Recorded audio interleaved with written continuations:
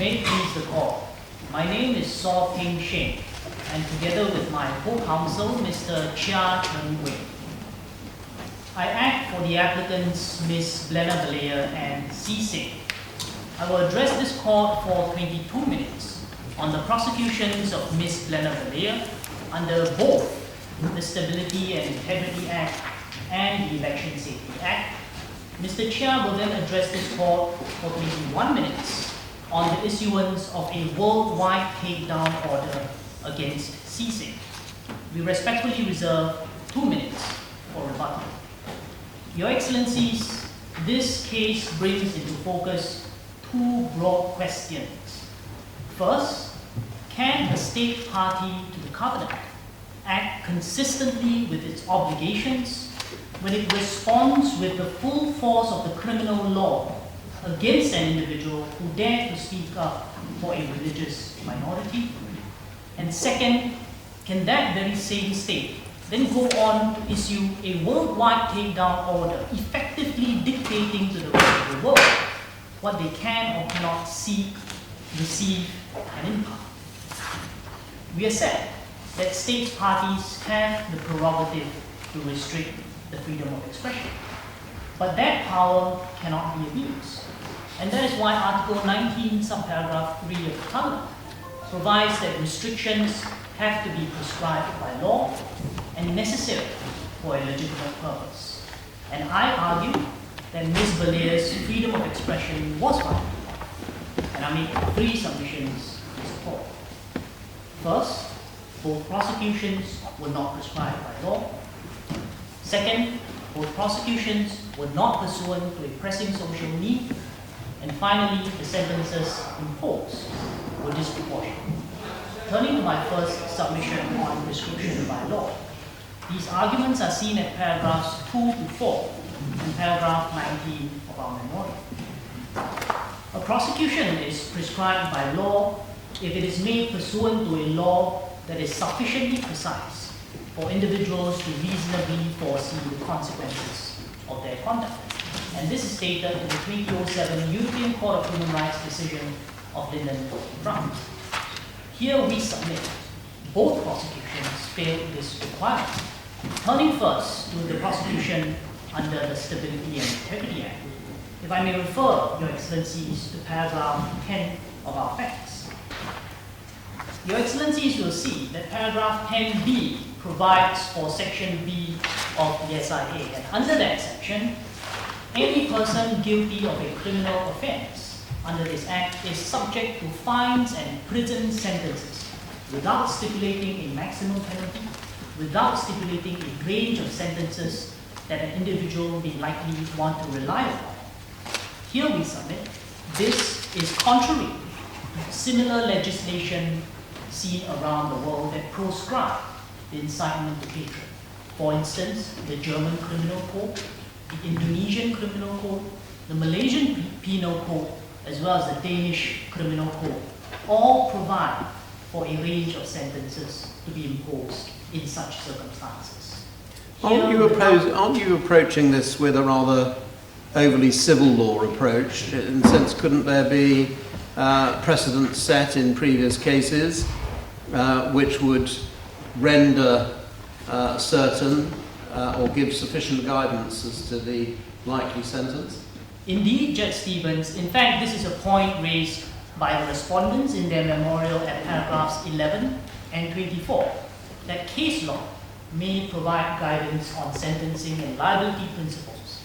However, we submit that in light of the case of editorial board in Ukraine, where the European Court of Human Rights stated that the burden is then on the state to adduce evidence of such case law, the respondent state has not adduced such evidence, and we submit on the face of the legislation here and on the facts here, Ms. Balea could not have reasonably foreseen liability here. But you'd be very happy if your opponents addressed that point and you could deal with it in surrebuttal. Certainly, we are happy to accept that, Judge Stevens. Thank you. But the deficiencies in this legislation also extends to the other legislation, the Election Safety Act. Councillor, before we move on to the other Act, in relation to the SIA, Could you help us on prescribed by law, when we're considering prescribed by law? How do we interpret the phrase in section A, speech insulting of government authorities and promoting sedition? Those two phrases. In fact, Judge Obi, that question is better addressed by the respondent state, as the General Comment 34 notes that it is the state party's burden to provide evidence of the meaning of the restrictions or the details of the law under which the restriction is imposed. But here... But you must have a position on it. You must have a view as to whether those words are clear or not. Judge Obi, in our submission, perhaps seditious or extremist material may refer to material that perhaps incites hatred or contempt of the government, but one man's extremist or seditious material is another man's truth. And here we submit that Ms. Balea, in giving voice to legitimate concerns and legitimate grievances against the Zaza majority, we submit that she could not have reasonably foreseen liability for simply penning what she did, as can be seen in paragraph 18 of the facts. But turning then again to the prosecution under... Counsel, let me stop you there. Certainly. With regards to the stability, political stability in Amostra, do you not have any views about the fact that Amostra is a very unstable country politically, and therefore Ms. Balea had some degree of responsibility for what she communicated to the Amostrans? Yes, Judge Ajibadi. However, we submit that the freedom of expression extends to protect expression that shocks, offends, and disturbs. And this finds support in the 2004 Gunduz and Turkey decision before the European Court of Human Rights. And in the context here, we submit the context is not severe to the extent, or rather the severity of the context here would be overstated to suggest, if we were to suggest that that would imply that Ms. Balea intended to incite hostility or violence in these circumstances. But this deals with the heart of my submissions on the pressing social need analysis. And if I may proceed to this submission and defer to my written submissions concerning the prosecution, concerning the prescription by law of the Election Safety Act. Turning to my second submission, the pressing social need, the absence of a pressing social need is seen at paragraphs 6 to 12 and paragraphs 21 to 26 of our memorial. And here we make 2 points in support of the submission here. First, Ms. Balea did not intend to incite discrimination, hostility, or violence. And second, the likelihood of hostility or violence occurring was not high. Turning to the first factor of intention, we submit that great weight must be given to the fact that Ms. Balea expressly called for a peaceful day of resistance. And this is seen, for instance, at paragraph 18 of our facts, where she ended her column with an express call for a peaceful day of resistance. Now, I note Judge Ajibadi's concern that nonetheless we can perhaps look beyond those expressed intentions, especially when the article is situated in a sensitive political context. And in fact, the respondents have relied on this at paragraph 31 of the memorial.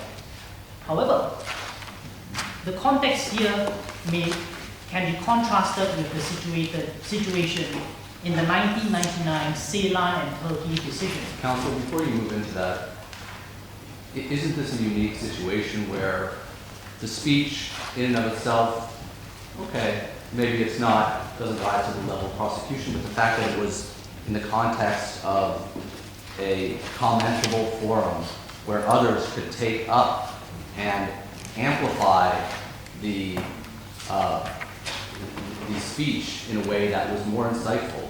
Shouldn't she have known that, and shouldn't she have been prepared to face the consequences of putting something out there that would be into this tinderbox of Amostra and to the situation just before the election?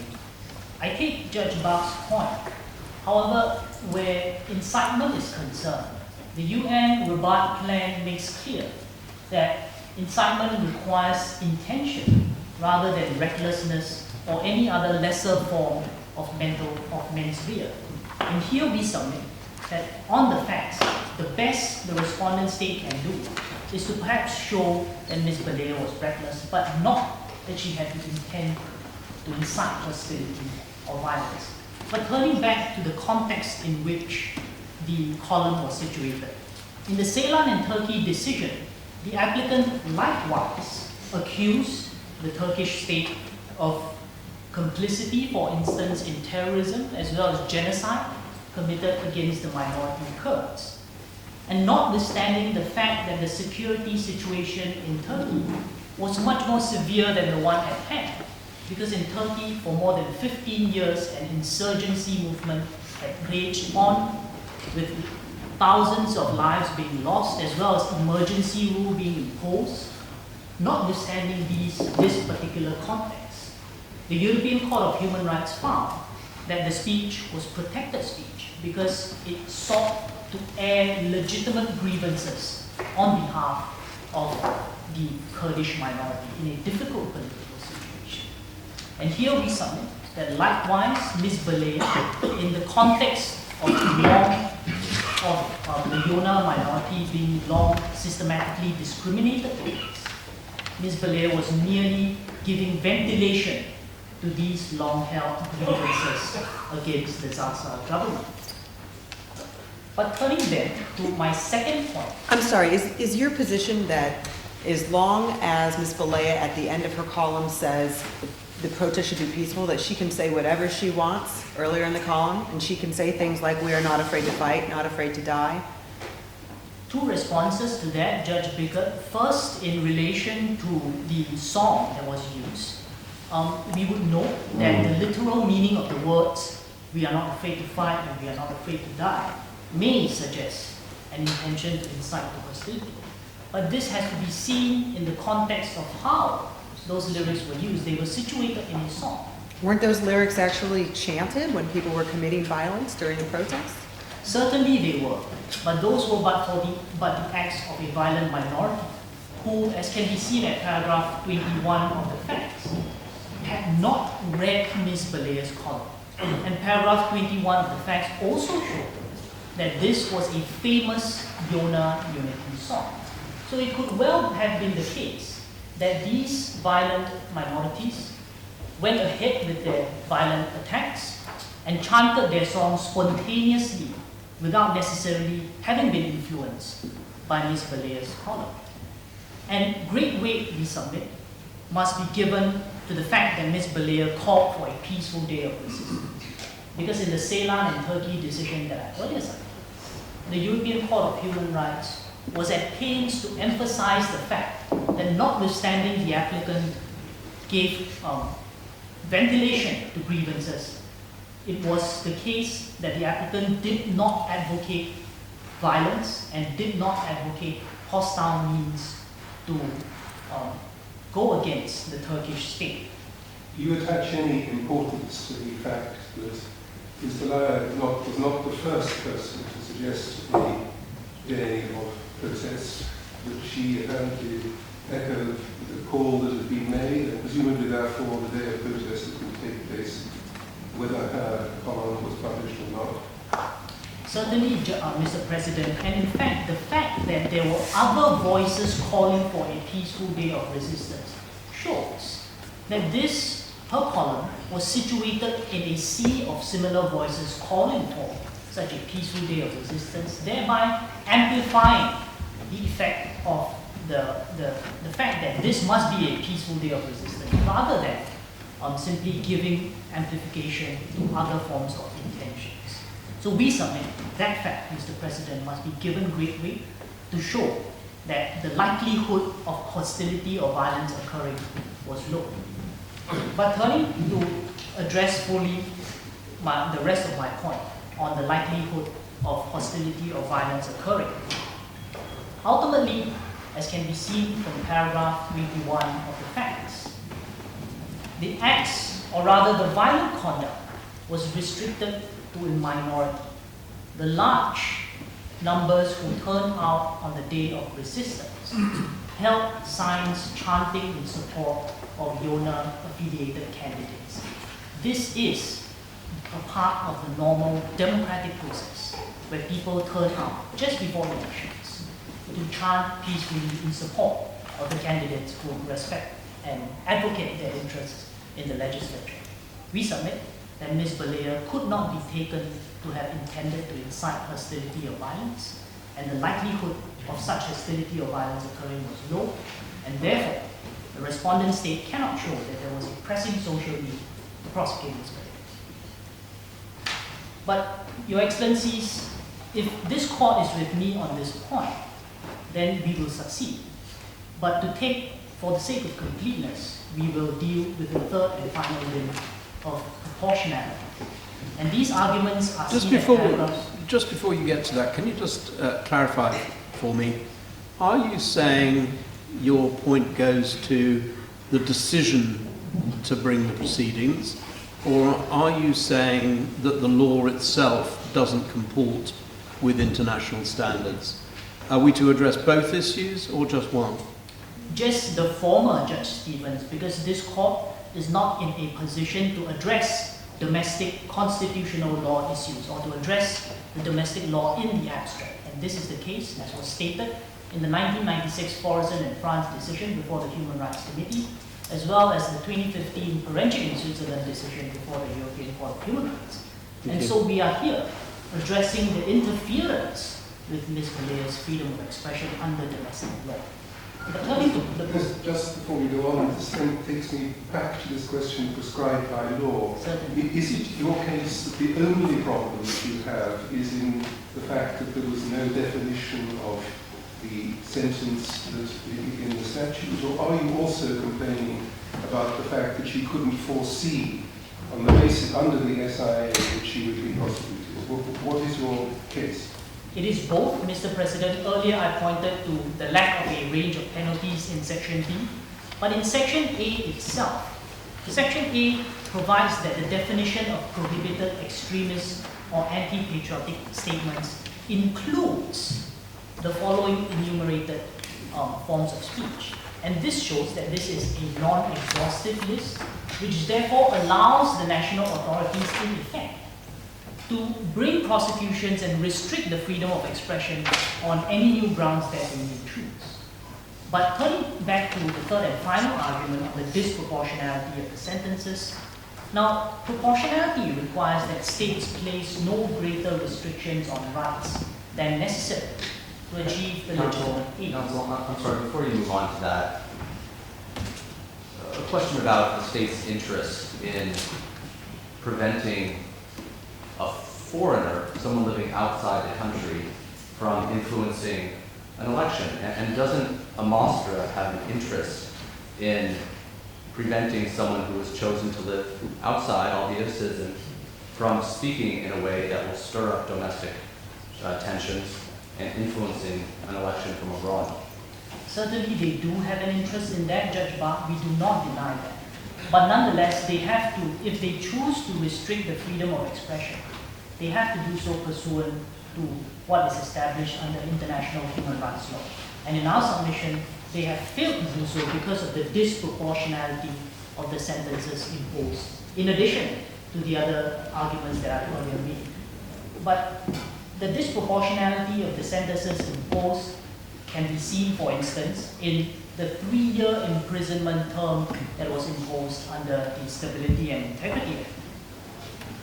Now, there are less severe penalties that could have been imposed, such as a fine, as was the case that in Russia, where the well-known internet blogger Anton Nosik was merely imposed with a $8,000 fine for inciting hatred against Syrians. But nonetheless, even if we accept and take the respondent's case at its highest, that a custodial sentence was necessary, we submit that a 3-year imprisonment term was too long. In fact, in the 1998 European Court of Human Rights decision of Ünsal and Turkey, a 6-month jail term for promulgating separatist agendas in Turkey was found to be disproportionate. But turning then to the $300,000 fine, here likewise we submit it was disproportionate. Now, the applicants, or rather the respondents, have argued at paragraph 37 of their memorial that the state should be accorded a wide margin of appreciation in protecting the integrity of the democratic process, and therefore a fine of $300,000 was justified. But what is the meaning of the democratic process? Because on the one hand, the democratic process may be protected, for instance, by ensuring that there is public order for the electorate to turn out and vote. But on the other hand, as was stated in the 2011 Animal Defenders and the UK decision by the European Court of Human Rights, the democratic process also refers to the nurturing of a pluralist and free debate in society. And by imposing a $300,000 fine on Ms. Balea, we submit that the respondent state is undermining that democratic process that they seek to protect. And here we rely on the fact that where severe sentences are meted out to mere speech offences, a chilling effect will result. And this is seen, for instance, this was stated by the European Court of Human Rights in its Compania and Mazzare and Romania decision of 2004. Your Excellencies, in 1998, the Cameroonian journalist Albert Boma Mukong was detained for criticizing the Cameroonian government. In its 1994 Mukong and Cameroon decision, the Human Rights Committee stated, and I quote, that the legitimate objective of safeguarding national unity cannot be achieved by muzzling advocacy of democratic tenets and human rights. End quote. Yet more than 2 decades later, the abuse of state power to silence legitimate criticism remains a constant theme.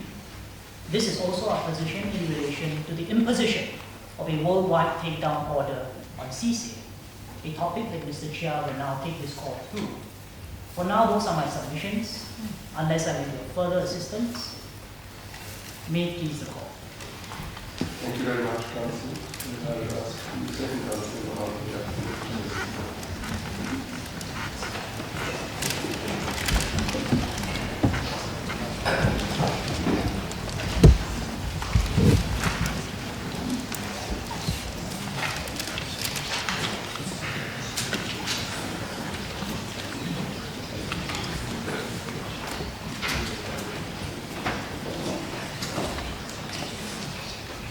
Mr. President, Your Excellencies, and may it please this court. As earlier introduced, my name is Chia Chen Wei, and I will continue the case for the applicants Balea and Cece. I will be speaking for 21 minutes on the imposition of a civil order on Cece. Now, Your Excellencies, there are essentially 2 questions before this court.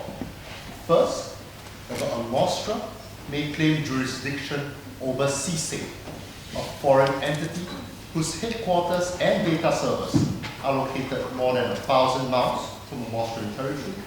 And second, whether a Nostra's imposition of a worldwide takedown order on Cece can be said to be consistent with its obligations to respect the right to freedom of expression. We submit that both of these questions should be answered in the negative. I shall now proceed, Your Excellencies, my first submission. Your Excellencies, in order for a Nostra to exercise adjudicated jurisdiction over Cece, a foreign entity, it must first prove that it may avail itself of a permissive rule under international law. The burden of proof with regards to the question of jurisdiction hence falls on the respondent.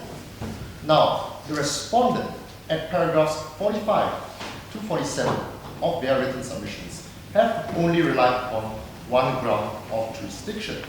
They have argued that the test for internet jurisdiction is the location of the impacted users, namely where the harmful event occurred. Your Excellencies, this is effectively the test of the effects doctrine. But on our facts, Your Excellencies, the effects doctrine does not apply because Cece did not specifically direct its activities to a Nostra, and there were no substantive effects occurring within a Nostra as a result of Balea's column. And these two requirements have been set out in a number of cases, Your Excellencies. For instance, in the 2010 CJEU joint cases of Palmer and Kellogg, the 2002 Scottish Court of Sessions case of Bonnier Media, as well as the 2002 United States Court of Appeal case of ALS Scans. In the ALS Scans case, for instance, the court there found that it did not have jurisdiction over the defendant because the defendant was merely an internet service provider that was providing a platform for third parties to upload pictures. The court held that the defendant's conduct in this regard was at most passive in nature and could not be considered as having directed its activities towards a foreign territory. If I may quote from the court's decision at paragraph 39, there the court stated that a person who simply places information on the internet does not subject himself to jurisdiction in each state into which the electronic signal is transmitted. Counsel, but that case wasn't about an internet service provider that had users based in that country. Many thousands of users, it seems to me. So how is that applicable here?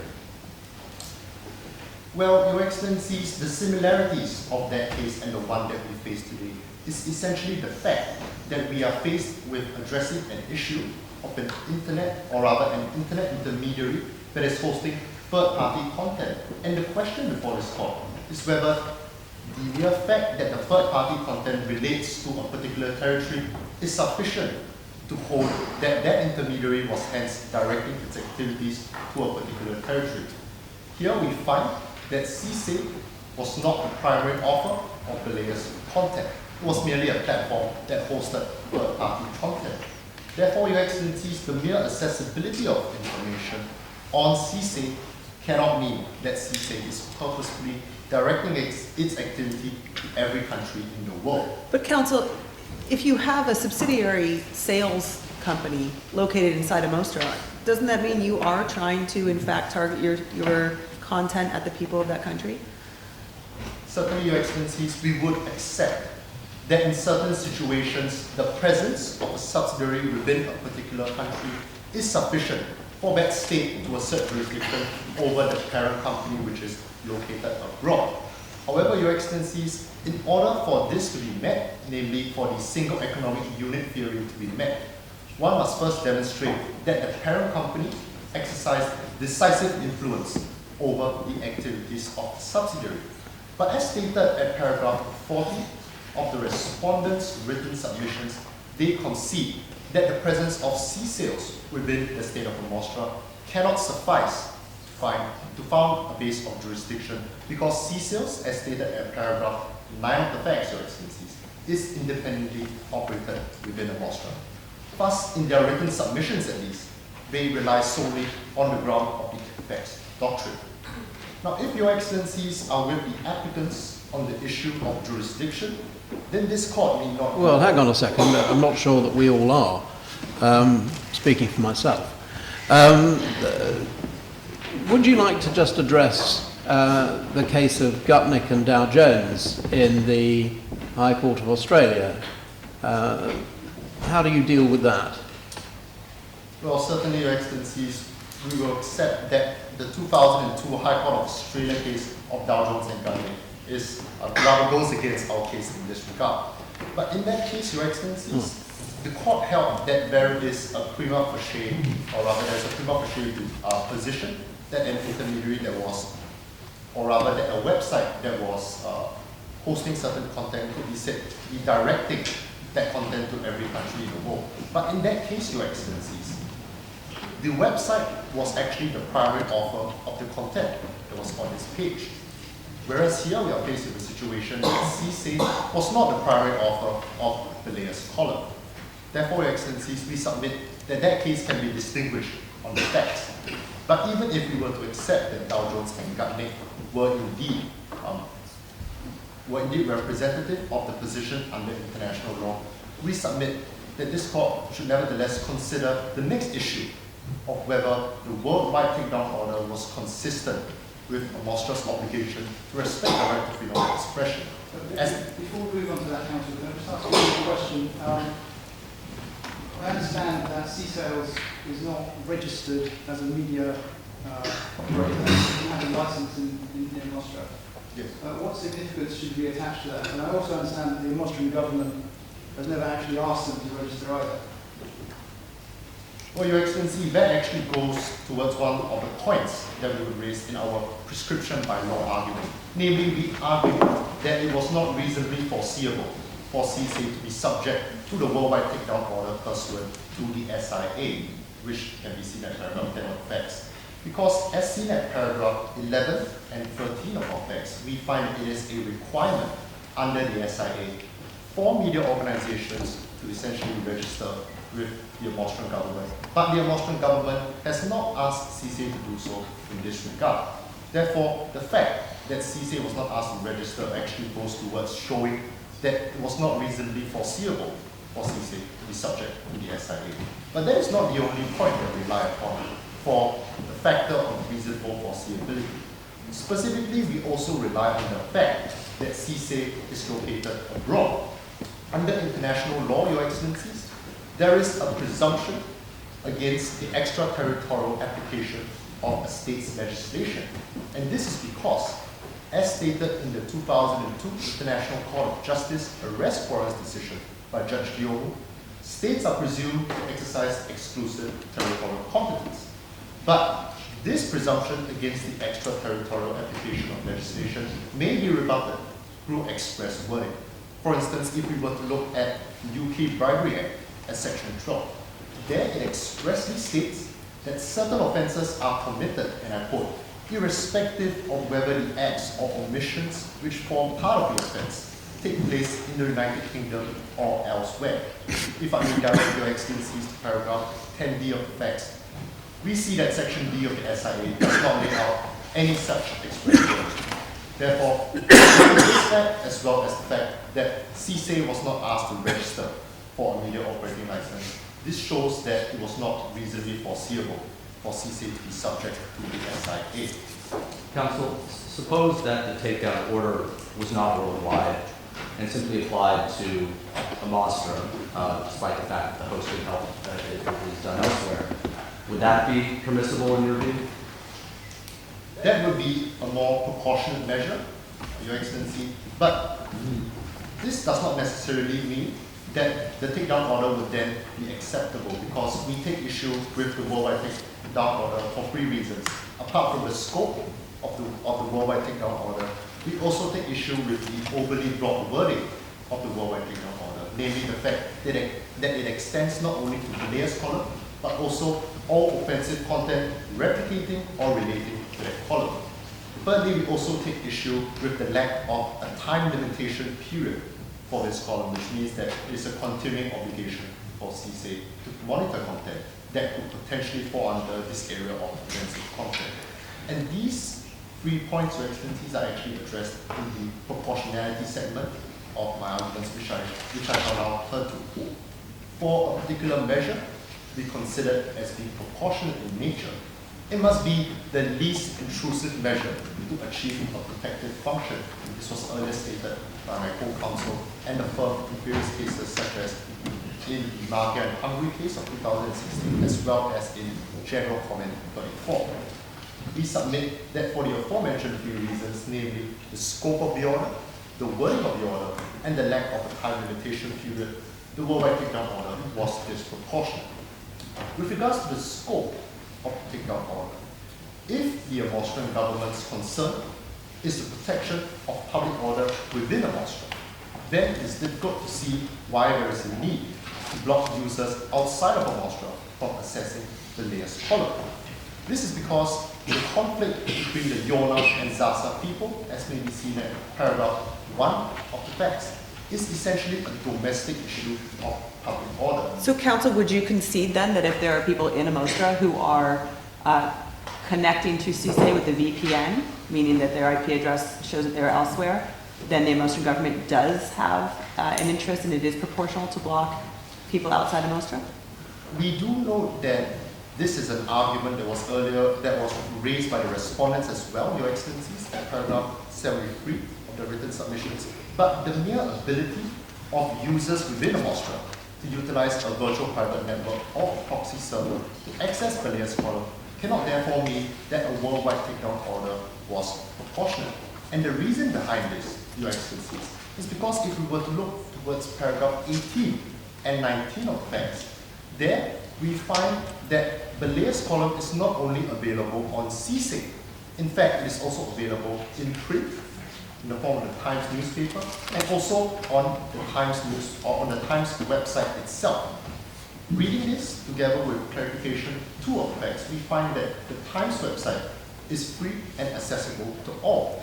Therefore, there is little reason for a Mostra to implement a worldwide takedown order, supposedly due to the reasons of virtual private networks or proxy servers being used to circumvent a geographically restricted network. Isn't that actually an argument in favor of a worldwide takedown order? Because if this content can be shared from CSA to so many other websites where it may then be shared to people in a Mostra, doesn't it make sense that CSA should have to remove it everywhere in the world so that it cannot filter to other sites and then to people in a Mostra? If I may clarify your concern, Your Excellency, you are essentially referring to a situation where a Mostra needs to take down the information from the internet in general. That's right. Well, Your Excellencies, to answer this question, we must first return to the question of what proportionality requires. Proportionality is essentially a balancing exercise between the effectiveness of a measure as well as its intrusiveness. We submit that in such a situation where a Mostra were to block off the internet service altogether or seek to impose worldwide takedown orders on every intermediary and every website that has Balaya's column, this will constitute a disproportionate measure even if the Austrian government's goal was indeed to protect its public order. This is because it infringes on the rights of freedom of expression of not only the Austrian people, but of those around the world, Your Excellencies. Therefore, we submit that a worldwide takedown order on Balaya's column within CSIC was thus disproportionate. But this is not the only issue that we take with the deficiencies of the worldwide takedown order. We also take issue with the overly broad wording of this worldwide takedown order. Now, the respondents argue at paragraphs 64 of their memorial that this injunction is limited to instances of posts that replicate Balaya's article. However, this is clearly inconsistent with the plain wording of the order itself. Specifically, if we were to look at paragraph 24 of the text, there is great uncertainty as to the definition and scope of content that will be affected, because the order reads that it would encompass all offensive content replicating or relating to Balaya's column, including but not limited to the comments on Balaya's column. The need to avoid such broad and ambiguous takedown orders, Your Excellencies, was reflected in the 2017 United Nations Joint Declaration on Freedom of Expression. Section 2A of that joint declaration states, and I quote, "General prohibitions on the dissemination of information based on vague and ambiguous ideas are incompatible with restrictions on freedom of expression." Here we find that the wording of the civil order, namely that of offensive content, was indeed broad and ambiguous. But even if CSA were to have regard to the definition under the SIA on prohibited terms, for instance, this would nevertheless be a disproportionate measure, because this would mean that any content that is defamatory or insulting of the Austrian authorities would be removed. For instance, even content along the lines of, "I read Balaya's column and I agree that the Austrian government has acted unfairly," would be caught under this takedown order and presumably removed by CSIC. As earlier stated, we can imagine a range, and I think we're doing that, of types of speech that would be encompassed by the breadth of the language in the order in paragraph 24. But here, they haven't gone so broad. Shouldn't we be looking at what the domestic court actually did? And relatedly, the fact that this happened so closely to the election, should we not read the acts to interact with each other and to augment each other and then defer to the domestic court on that basis. Certainly, Your Excellency, we do note that the domestic court judgment, for instance, may provide a certain degree of guidance as to what offensive content entails. However, as to the fact that this took place in an electoral context, Your Excellency, we submit that there is even more reason to essentially allow for broad freedom of expression rather than clamping down on it. And this is because, as stated in cases such as Marga and Hungary, the right to freedom of expression extends to ideas that may be shocking or controversial. And in this regard, what the layers column essentially encompasses is political speech that is for the purposes of public interest, because she's airing the grievances of the Yona people, a people that have been long oppressed by the Zaza majority, as BBC in paragraph 1 of the facts, Your Excellencies. Therefore, even if we were to have recourse to the domestic court judgment, we highly doubt that this would result in a situation where the wording of offensive content would therefore be considered as being unambiguous. Our third contention with the worldwide takedown order is essentially the fact that there is no time limitation period placed on this order. What this means is that CICE is effectively being imposed with a continuing obligation to engage in preemptive censorship and to monitor all of its user content. This places an overly onerous burden on a social media intermediary, especially considering the large amounts of information and user content that they have to process every day. What should he have done? What should they have done? What should CICE have done, Your Excellency? Yeah, to make a valid order. What would be an order that you couldn't challenge on a time basis? Well, if this court were to find, for instance, that the layers column could be incited hatred and violence, then we submit that an order to remove the layers column, or rather to block the layers column from appearing to Austrian citizens would be a proportionate measure in this regard. But these are not our facts, unfortunately, Your Excellencies, because what we are concerned with is CICE being asked to preemptively determine the legality of content on its webpage as to whether it falls into the broad category of offensive content without a judicial determination of that legality beforehand. We note that the respondents at paragraph 58 of their memorial argue that there is a market expectation for intermediaries to self-censor content, and they rely on the 2015 European Court of Human Rights Grand Chamber decision of Delphi and Estonia in this regard. However, this is a mischaracterization of what the court in Delphi and Estonia stated, because what that court stated was that intermediaries, at paragraph 159 of the judgment, are obligated to preemptively remove clearly unlawful content, Your Excellencies, and we must draw a distinction between mere offensive content and clearly unlawful content. This is squarely against what Mostra is seeking for CICE to do, is squarely against the principles enunciated in 2015 Manila Principles on Intermediary Liability, as well as the 2011 Joint Declaration on Freedom of Expression. I just want to make sure I understand. So if we do think that the content was clearly illegal, then Delphi applies? Well, to clarify, Your Excellencies, what Delphi and Estonia set out was a list of factors and considerations before intermediary liability may be validly imposed. So the factor of notice is one of the things that this court would take into consideration, along with other factors, such as the availability of proceedings against Your Excellencies. I note the time. If I may have a minute to address Your Excellencies' concern and conclude. Other factors would include the potential measures taken against the primary author of the content and the nature of the intermediary together with the content and context of the comments, for instance. Ultimately, Your Excellencies, a Mostra has unjustifiably infringed upon the rights of both Belaya and CICE. It has punished Belaya for her attempts at airing a dissident view, and it has punished CICE for acting as a platform for the legitimate expression of freedom of expression. Thus, we urge this court to find in favor of the applicants. If I may be of no further assistance, Your Excellencies. This concludes my submissions. May you please call. Thank you.